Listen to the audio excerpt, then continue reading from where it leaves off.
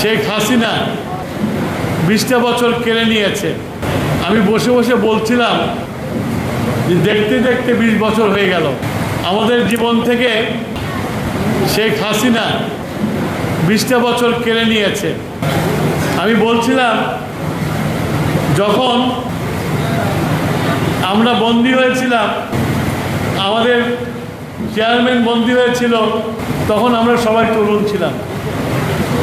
এই 20 বছরের ব্যবধানে আমরা এখন বৃদ্ধে রূপান্তরিত হয়েছি। কিন্তু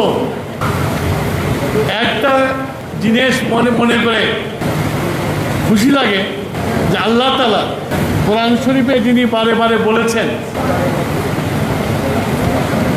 যে ঈমান শক্ত রাখো, আমি কষ্ট দেই, কষ্টর পরে আমি পুরস্কার দেই।